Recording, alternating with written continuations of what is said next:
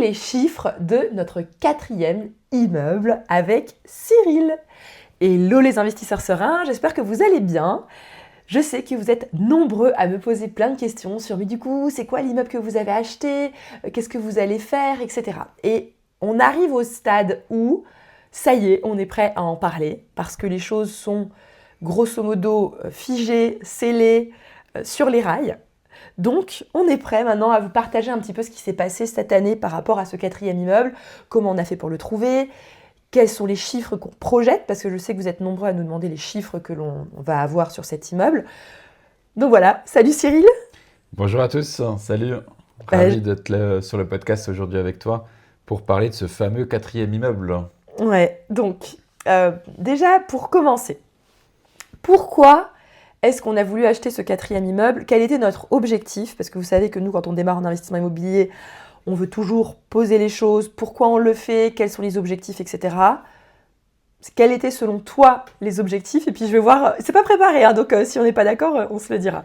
Alors déjà, le premier objectif, moi j'aime bien suivre des travaux, j'aime bien investir en immobilier. C'est vrai que j'étais frustré ces dernières années d'avoir mis ça en suspens parce que Dorine avait considéré que le 3e immeuble, ça avait pris trop de temps, trop de charge mentale et qu'on avait fait le tour du sujet sur l'investissement immobilier dans des immeubles et que du coup, ça l'intéressait plus vraiment de refaire le même modèle.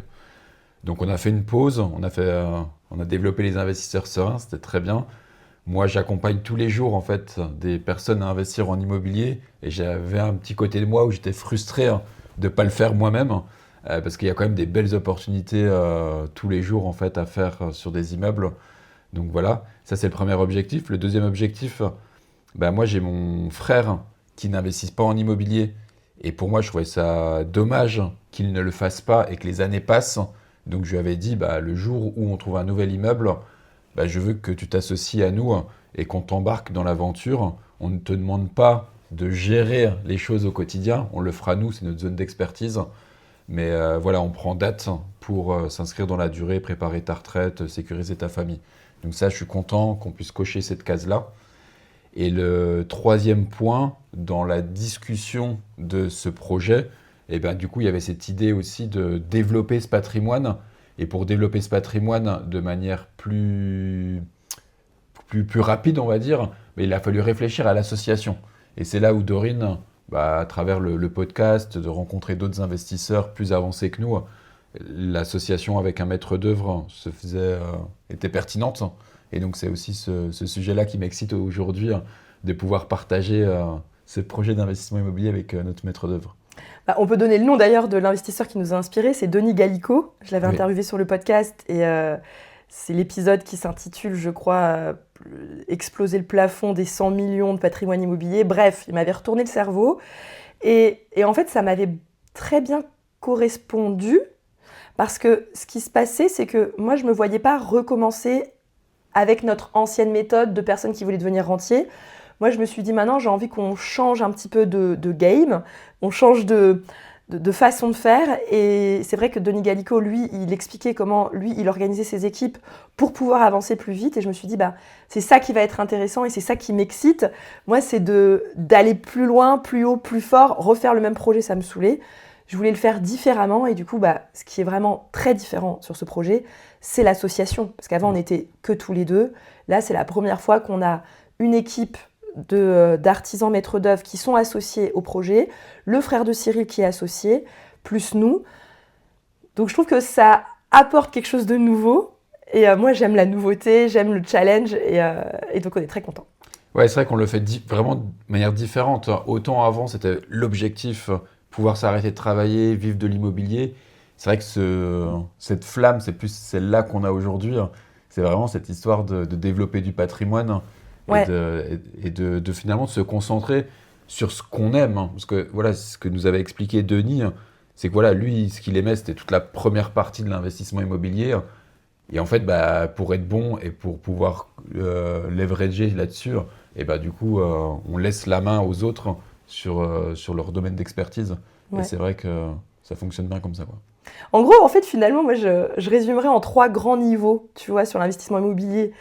Le niveau 1, c'est tonton Jean qui fait de l'immobilier genre pépère, à cash flow hyper hyper légèrement positif ou cash flow négatif, qui ouais. fait 2-3 invests dans sa vie, il est content.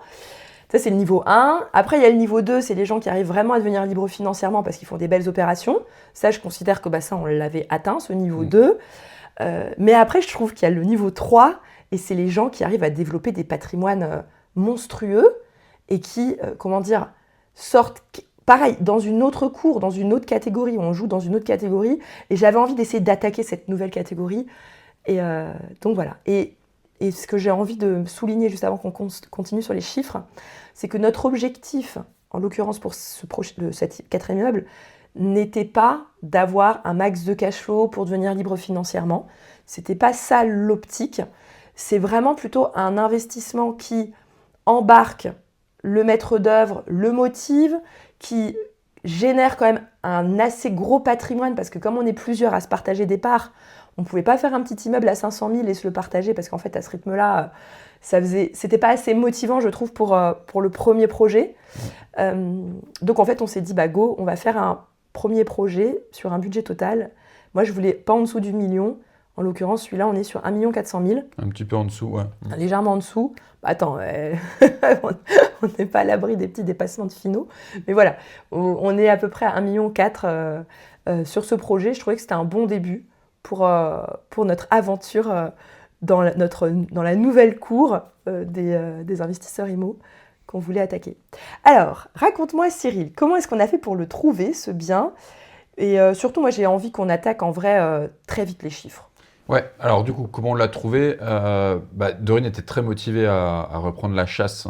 C'est elle qui s'occupe de la recherche de la bonne affaire, elle adore ça. Ce qui est bien aujourd'hui, c'est que notre tissu est bien développé en termes de réseau. Et c'est vrai qu'on a eu besoin d'appeler quand même pas mal d'agents immobiliers qu'on connaît sur le secteur pour leur dire ça y est, on revient sur le terrain, on est prêt à investir en immobilier. Par contre, voilà nos prérequis, on ne veut pas aller chercher un immeuble en dessous d'1 million.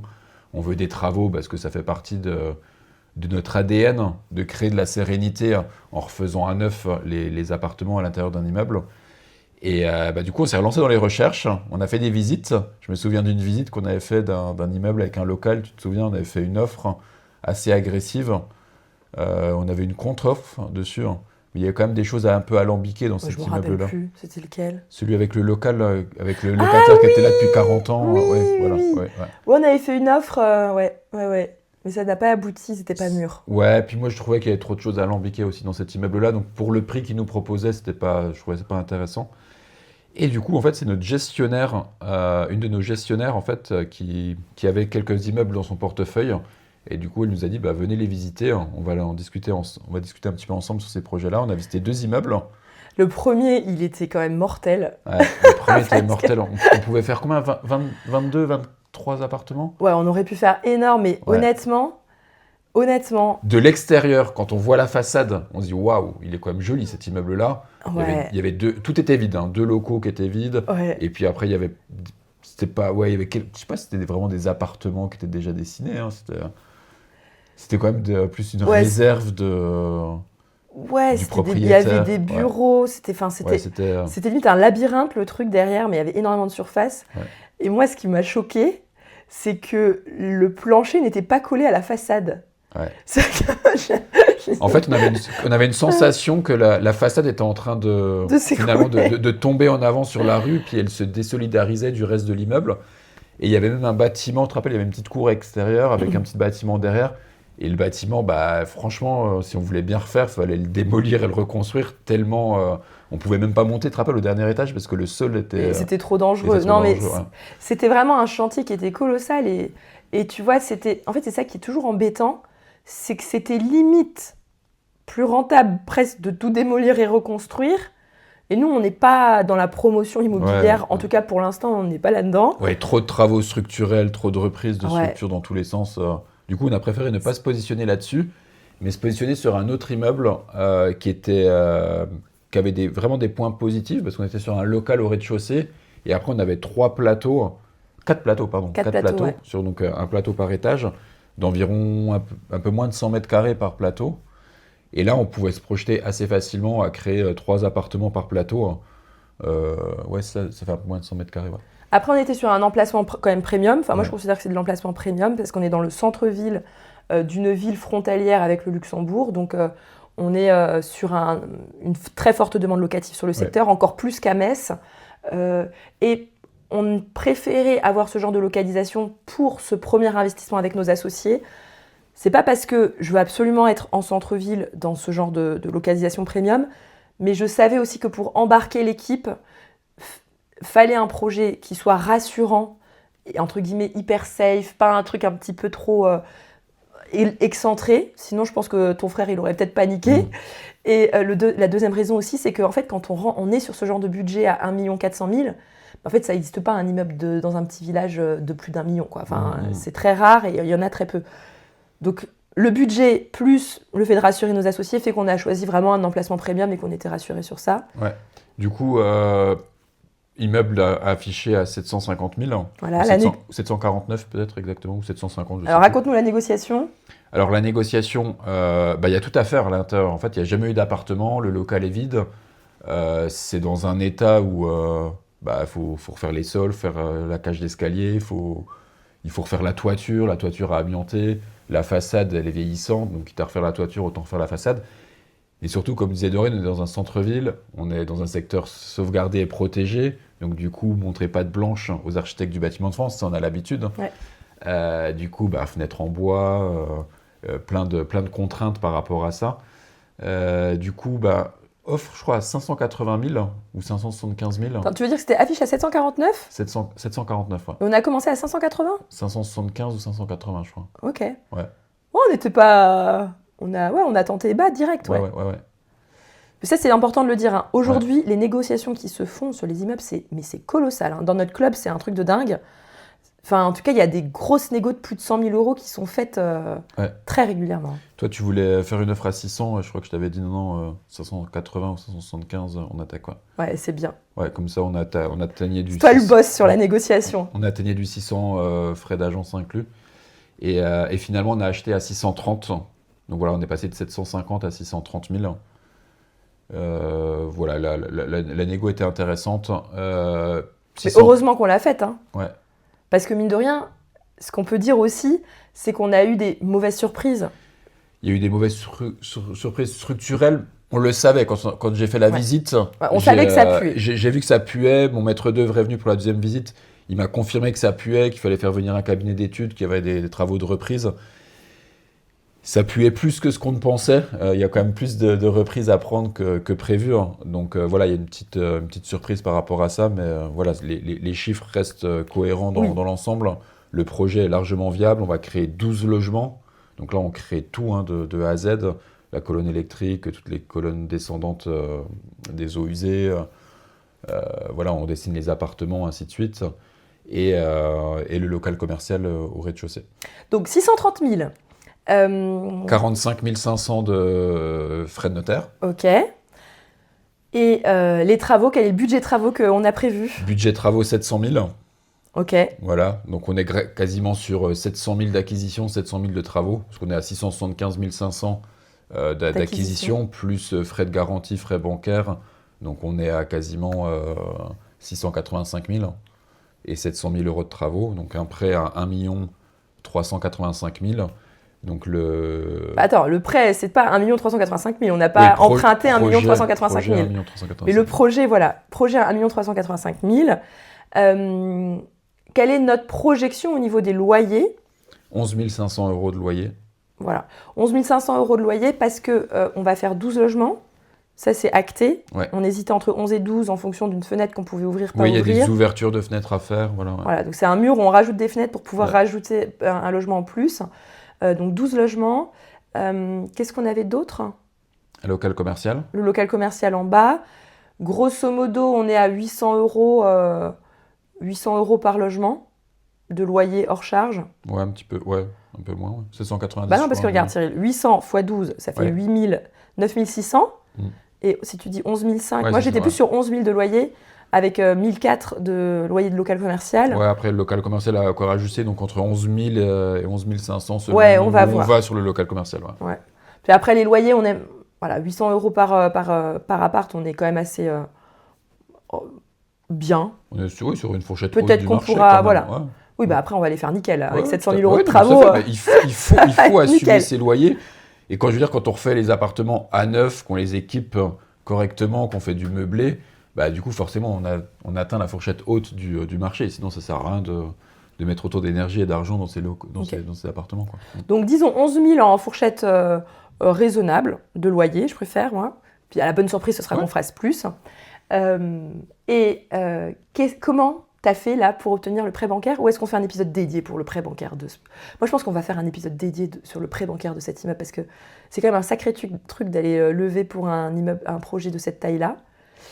Mais on va pas rentrer dans les anecdotes de comment t'as fait pour obtenir le prêt bancaire. On fera un épisode dédié sur ça. Mais donne-moi juste le résultat. Qu'est-ce que tu as obtenu comme prêt?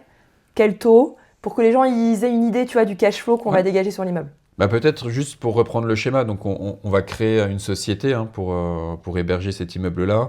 Cet immeuble, bah, du coup, cette société et les associés sont essentiellement des sociétés de type holding. Ouais. Donc forcément, on rentre dans la catégorie prêt pro à la banque, mais bon, je ne rentre pas dans les détails. Du coup, nous, ce qu'on avait prévu, c'était de mettre 200 000 euros d'apport sur ce projet-là.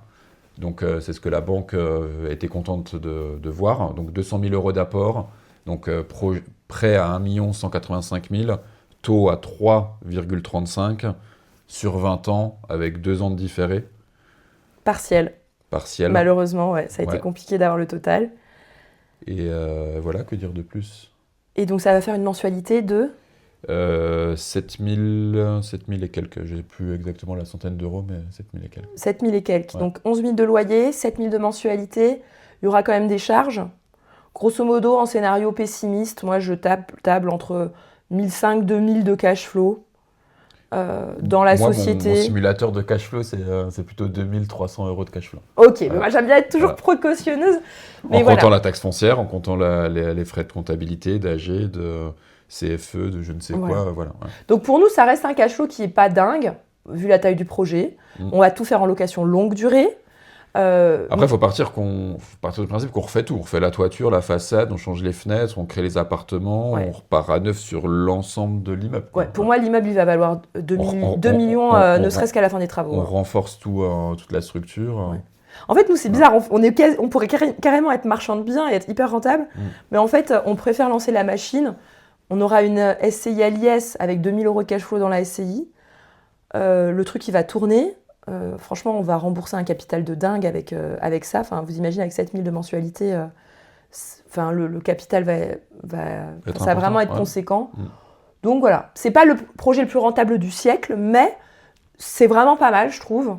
Et ça nous a donné l'envie d'avancer. C'était pas notre objectif premier d'avoir le cash flow. Autant les 3 premiers immeubles, on cherchait du cash flow. En tout cas, le 2e et le 3e immeuble, on cherchait vraiment du cash flow pour pouvoir en vivre et pouvoir s'arrêter de travailler. Là, c'est pas forcément l'objectif numéro 1. L'objectif numéro 1, c'est vraiment de construire un patrimoine qui tient dans la durée et de pouvoir embarquer les personnes qu'on a envie d'embarquer dans ce projet-là. Donc, on a donné à peu près tous les chiffres. Hein. Là, on a fait le tour. Ouais. On a la mensualité. Ce qui est intéressant, c'est qu'on est en SCI à l'IS, on est sur un prêt sur 20 ans. Donc, je le précise, il y a des gens des fois qui disent « Ah ben non, c'est que 15 ans ». Non, on est sur du 20 ans. On est sur 3, combien ? 3,35, ouais. 3,35. Donc là, à l'instant où on parle, on est en décembre 2025. Ouais. Donc prêt obtenu à ce taux-là, ce qui est plutôt un bon taux. Ce qui est correct pour une SCI qui est détenue par des holdings. Ouais, parce qu'on est en catégorie prêt pro officiellement, ou il a passé ça entre les deux, quoi. Là, ouais, on a trouvé voilà, ils nous ont fait une offre qui est très intéressante. Donc, ouais. Bon, on racontera spécialement la négociation sur le prêt IMO dans un autre épisode. Et là, on est encore sous compromis. La signature, ce sera courant janvier. Ouais. Le prêt a été édité ou est en cours d'édition. Non, l'offre de prêt doit être éditée la semaine prochaine. Ouais. Éditée la semaine prochaine, donc on la signe la semaine prochaine. Donc on est mi-décembre. Ouais. Voilà, on est mi-décembre. On va voir quand est-ce qu'on sort l'épisode.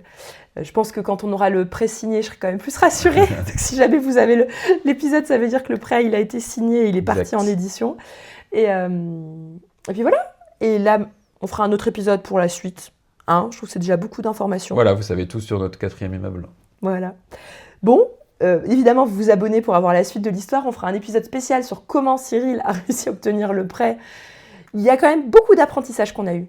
lors de cette obtention de prêt. Ouais, Donc ça, c'était très intéressant. Donc ça, c'est intéressant, ouais. Donc abonnez-vous, on fera une vidéo spéciale ou un épisode spécial sur la partie obtention du prêt immobilier d'1 200 000, sachant que nous, on est endettés. On a déjà 2,2 millions d'encours bancaires sur notre tête, à tous les deux, avant d'être allés voir les banques. Et on est à un taux d'endettement explosé à plus de 50%. Enfin, je ne sais même pas combien il est, notre taux d'endettement. Donc, on va vous raconter comment Cyril s'y est pris pour le prêt. Et suivez-nous si vous voulez voir aussi le détail des travaux. Il y a quand même 700 000 euros de chantier, donc ça va être un beau projet. Je pense qu'on en a pour 1 an de story Instagram et de... pour qu'à chaque suivi de chantier, il va y avoir un sacré truc. Et de toute façon, on filmera l'intérieur de l'immeuble quand on aura effectivement déjà les clés. Hein. et puis qu'il sera effectivement vendu, on sera rassuré. Ouais. Très bien. Voilà, sur ce, je vous souhaite à tous une excellente journée et à bientôt.